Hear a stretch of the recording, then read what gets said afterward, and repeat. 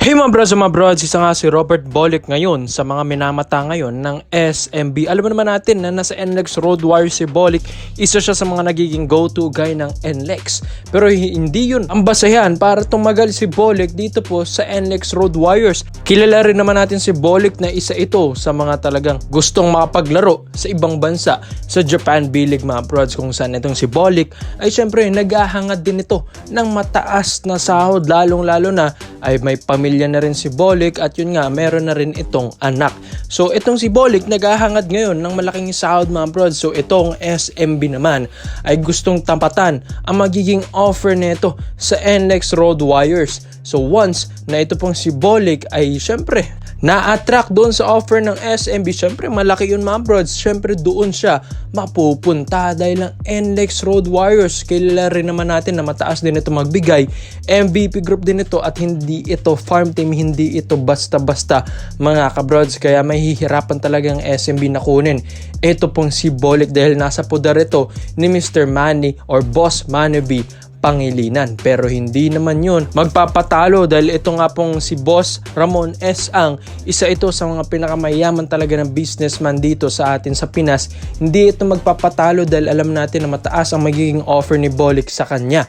Dahil syempre gusto rin niya ay makapunta ito pong si Bolick sa SMB. Kung Japan B-League nga ang taas ng sahod doon, dito sa SMB ay may nakita ba kayo na mga players na pumupunta ng B-League or kahit anong SMC players?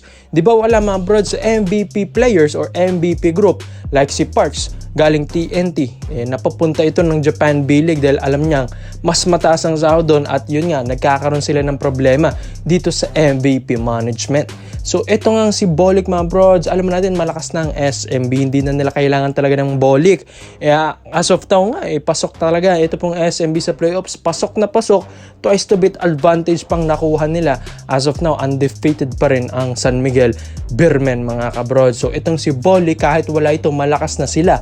Pero syempre hindi rin naman doon magtatapos ang SMB. Gusto rin naman nila na magkampiyon at magkampiyon ulit. Gusto rin ni Boss Al lumakas talaga ito pong Beermen, lalong-lalo na yung mga ibang players nito may edad na at ilang taon na lang din ang lalaruin nito sa PBA ay magre-retiro na rin or iti-trade nila like Arwin Santos and Alex Cabagnot.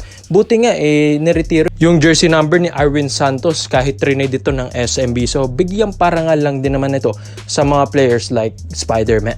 So itong si Bolick mga bros, magiging future superstar ito ng SMB kung sakali man. Biruin yan, kombinasyon ng isang CJ Perez at Robert Bolick. Pero syempre ngayong season mahirapan din na silang ma-trade dahil yun nga, tapos na ang trade deadline mga bros. Kung di naman ako nagkakamali, April 21 pa ang naging trade deadline dito sa ating All Filipino Cup 2024. So next season na ito pong mga galawan ng SMB para makuha nga nila si Bolick. Matagal na ito mga bros, dati nga akala rin natin sa Hinebra mapupunta si Bolick pero sa NLEX ito kinuha dahil yun nga, sabi rin nila mataas-taas ang naging offer dito ng NLEX Road Warriors nang mapabalik dito si Bolick sa Pinas. Dahil di ba mga brods, imbis na pumirma siya doon sa Japan B-League, mas pinili na lang niya dito sa Pinas, sa NLEX siya napunta. So kailangan ding tapatan ng SMB yung magandang offer ng NLEX dito This video is brought to you by 1xBet. So matagal ko nang ginagamit ito mga brods at kumikita na rin ako dito, kaya i-share ko ito sa inyo kung saan ito pong 1xBet ay isang betting platform. Pwede kang tumaya dito ng mga paborito mong kuponan, mapa PBA, NBA at kahit anong sports mga brods.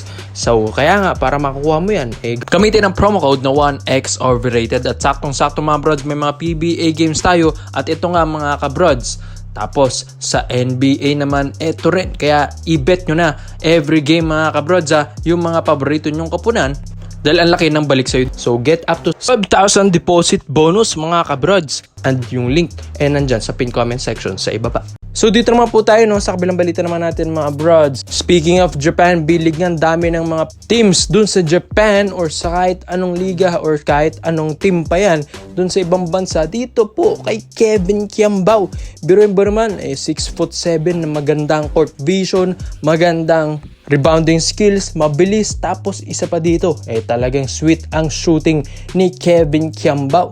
Maski nga sa Strong Group Philippines, maski NBA players ang mga nakaging kakampi doon ni Kevin Kiambao, siya pa rin ang nag-excel at siya ang isa sa mga minamata na mga agents doon, mga scouts doon mga bros, mapa Japan B-League, kaya ang daming offer nito. Pero nagtataka rin ba kayo dahil hindi pa rin pumipirma or kahit anong announcement dito si Kevin Kiambao na pupunta ito ng Japan, pupunta ito sa ganitong liga, pupunta ito sa ganitong koponan, dahil nga mga brods, malay natin may nag-i-stop sa kanya na isang team din dito sa PBA. Dahil bali-balita nga, ito pong si Boss Al and ito pong Barangay Ginebra Management ay interesado rin dito kay Kevin Kiambao. Hindi lang naman din ang Ginebra ang interesado, maraming teams ang interesado kay Kevin Kiambao sa PBA. Pero yun nga lang, doon ang magkakatalo sa ganda ng liga, ganda ng salary, at ganda ng improvement ng players. Dahil dito sa PBA, alam ko, kahit nasa Pinas tayo mga bros, alam din ng mga Pinoy na mahihirapan talaga mag-improve mga players dito, kaya pumunta sila sa ibang bansa like kay Soto. Mas nag-improve doon sa ibang bansa kaysa dito sa PBA, ay mahihirapan lang siya dito dahil syempre sabi nga nila politika na ang PBA. Hindi na balanse ang teams, pero dito na ay punta dito tayo kay Kevin Kiambao. Ay kahit alam naman niya na medyo hirap dito sa PBA, ay syempre mga bros, malaki pa rin ang respeto niya dito, lalong-lalo na sa Strong Group Philippines na nabigyan siya ng parangal at dun siya nakilala mga bros. Kaya iba rin, ito pong si Kevin Kiambao, malakas talaga ito. Di hamak naman na talagang interesado rin ito pong Ginebra at sina Coach Tim Cone.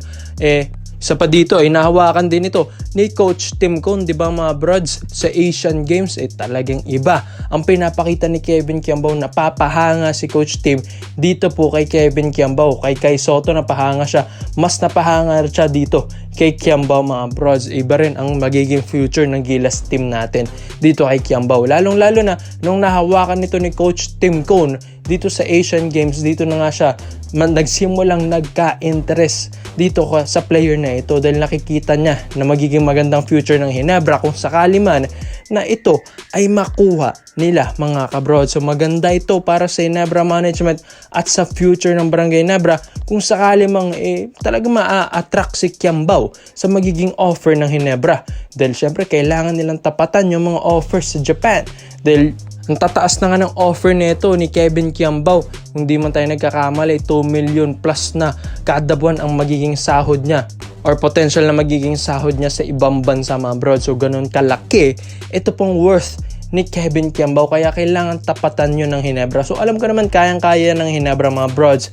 Ang tanong lang, gusto ba dito ni Kiambao? So syempre sa dami ba namang offers nito sa ibang bansa at iba rin ang kompetisyon doon at level ng kompetisyon, siguro nga mas magugustuhin niya na mas magka-improve pa siya lalo sa kanyang laro at sa kanyang skill set kung sa ibang bansa siya maglalaro kaysa sa PBA. Pero hindi rin naman yun ang basehan ni Kiambao kung saan mas mapapalapit din siya sa Pinas at sa kanyang pamilya kung nandito siya. Kaya depende na lang yan kay Kiambao mga bros. Kaya ikaw mga bros, sa tingin nyo ba ito ba bang si Kevin Kiambao? Kailangan ba itong kunin ng Ginebra? At sa tingin nyo ba, papayag ba si Kiambao dito sa PBA? Kaya komento mo lang po nyo dito mga bros at isa-isa natin. Salamat po sa panonood mga bros. This is Overrated Highlight yun lang. I'm out.